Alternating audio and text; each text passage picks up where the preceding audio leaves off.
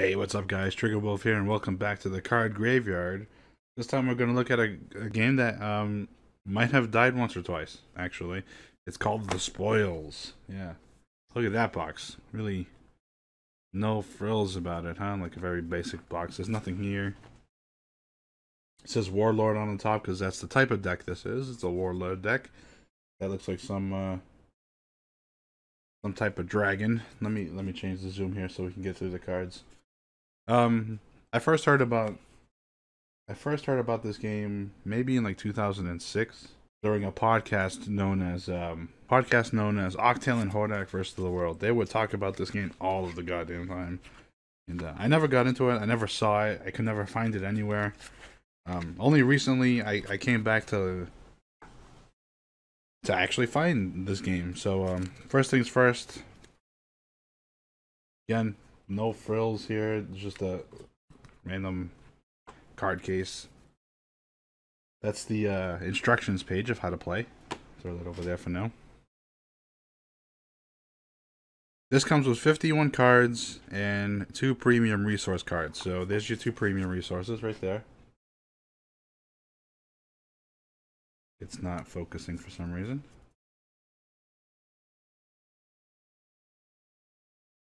Pretty sweet looking art, if I do say so myself.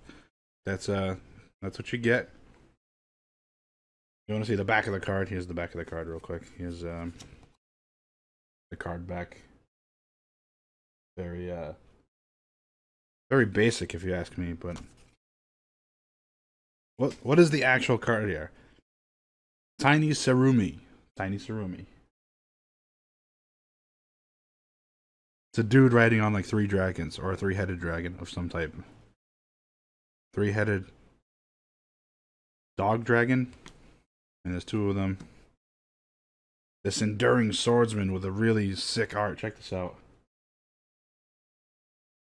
Dude's chopping the head off of the top of the head off of one guy while simultaneously chopping the arms off the second guy. And this is limited edition artwork by Zijian. Thank you, Zijian. And there's 2 of these. Forgive the whistling. It is very windy outside, and sounds like it's about to storm. Actually, there's 2 frenzied Shreevers here. Looks like a dragon dude fighting another dragon dude. Says you should probably stand back. Yeah. 2 nimble conscripts.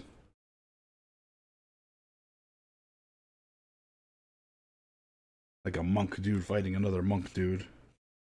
Blazing Shreever. This is what happened to Skyrim. Yeah. This guy is known as the Impressive Hero. And he has a really big friend. If you notice behind him, it's like a huge ass dragon. Nice. Let me stuff out of the way so I can actually see. Okay. Godwing Thunderhoof. Limited edition artwork by Lim Hang Kwong.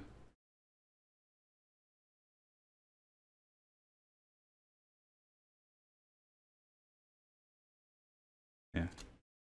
Like a warlord character is like a monster card you play if you played Yu-Gi-Oh! There's another warlord character. The Unstoppable Ass Kicker. That's really his name. Unstoppable Ass Kicker. Looks like he's totally Goku'd that guy to death. The Courageous Paladin. Looks like he's fighting off a bunch of werewolves of some type. Yeah. Let me change the zoom a little bit, see if I can find a better middle ground. Come over here, does it look good? Yeah.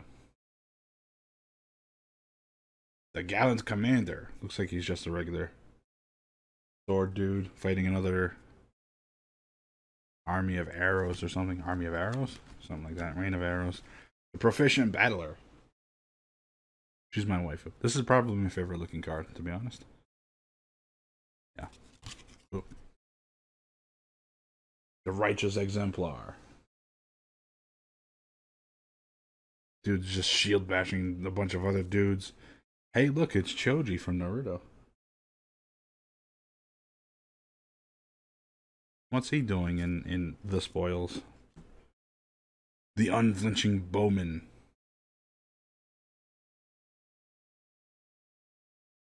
Pretty sweet looking card. The robustical badass. Ripped and ready for anything, says this card.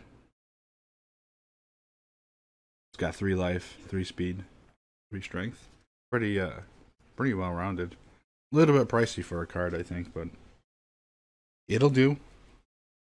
The Vigilant Raider.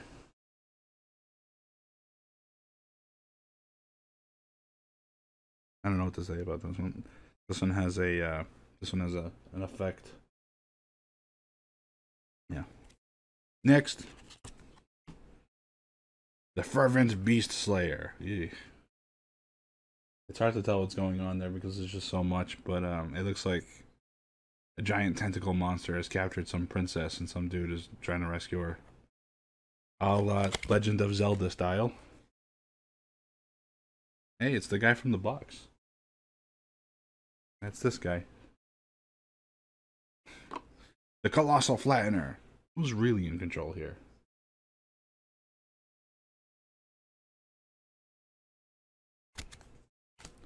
There's 2 perforates here. Basically a dude skewering 3 other dudes with a long lance. Nice. 2 Seraphim Magic cards. These work like magic cards from Yu-Gi-Oh! They're called tactics. And you can play these pretty much during any player's turns. Hey, look, this one is an equip item. It's a giant sword, also known as heavy sword. Stand still, will ya? It's got a bunch of text, a bunch of different things you can do with it.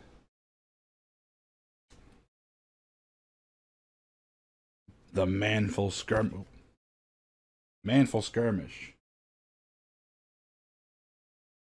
Maybe if I stop blocking the light, that'd be good, right? I don't know what they're doing. They're like finger battling or something. I don't know what that is. It's weird.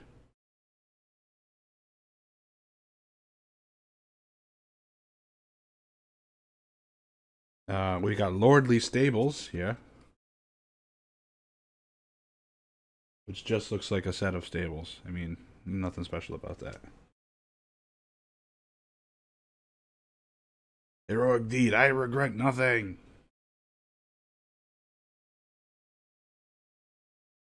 Looks like a guy jumping off and trying to kill a bat demon of some type. Kill the bat demons. Essence of Rage. Just like Mom used to make. So it's got a bunch of different options you can do. Option 1, pick a character or faction, inflict 1 damage to the character or faction. Option 2, pick a character. This turn, that character gains 2 strength, rather. Option 3, pick a character, deplete the character. When you deplete the character, it's like Yu-Gi-Oh! When you just put them in sideways mode like that. That's depleted. And last monster card, or last tactic card here, is Improvise the Blowtorch. Feel the burn. Cost, pick a character. Effect, inflict 2 damage to that character. Flip up, -1 rage symbol. And of course, you get like 17 resource cards. And if you want to see what the resource cards look like, the same as the first one. Yeah, so there you have it. This is the Children of the Lingamorph set. The Warlord set. The Children of the Lingamorph Warlord set, pre-constructed. This video was originally supposed to be about what was called the the box of awesome, right? And the box of awesome comes with like 5 different decks, I think, that you could play with friends. They're like, it's like a beginner box, and it looks, I can't get it right now, but it looks like it's got like 5 different decks in it. It's got like 40 something cards for each deck, and it's meant to be like an introduction for new players, but it also sort of works as like a party game sort of thing. So you can just pull it out and start playing with friends right away, right? So that's pretty cool.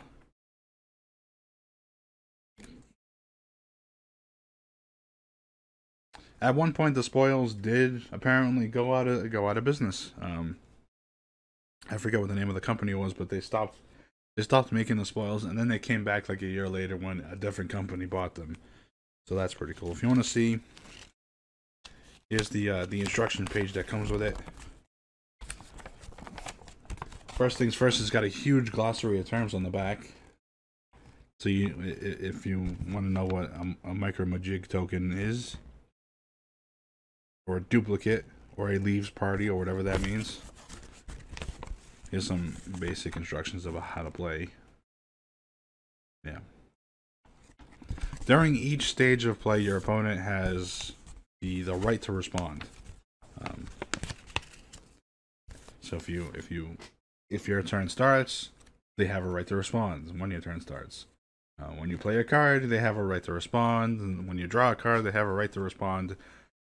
It's like a never-ending card game, or a non-stop action card game where you're in control of everything. You and the player are in control of everything instead of just your deck. For instance, if you find yourself at a point where you have just... where is it? I lost the faction card. That's great. The faction card dictates how you play. I think it's in here somewhere. There it is. The faction card dictates how things work, right? So you have your deck set off like that, and depending on if you're starting on the first or second turn, you draw either 8 or 9 cards, depending on which turn you're going first. At the start of each round, at the start of your turn, restore all of the depleted cards and detach all resources. So, like I was saying, these are the resources.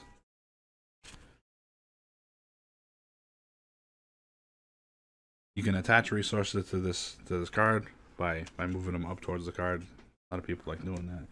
And you can do something like summon a card. You know, it's kind of like tapping mana in Magic, right? So if there's ever a point where you need a resource but don't have a resource card, you can actually just use a regular monster, but you flip it face down like this, and it's used as a general resource, right? So if a card needs, like this one, it says it needs 2 rage tokens and 3 resources. So this is perfect for it. I've got 2 rage tokens and 1 generic, so I could attach all that to the what do you call it, and then summon it. The faction. And attach it to the faction is what I meant to say. So that's how that works. Pretty interesting game. I wish I got into it when it was popular. Right now it's sort of a dying game. It's hard to get your hands on anything. But if you can, get them now, because apparently they're dying again. And this is what we would call the card graveyard. Thank you all for watching. I don't know what's coming next, but I'll try to make it good. Thank you all for watching. I'll see you next time. Be sure to comment, like, hit the bell notification, subscribe, all of those things. Do it. Do it. I'll see you next time. Later.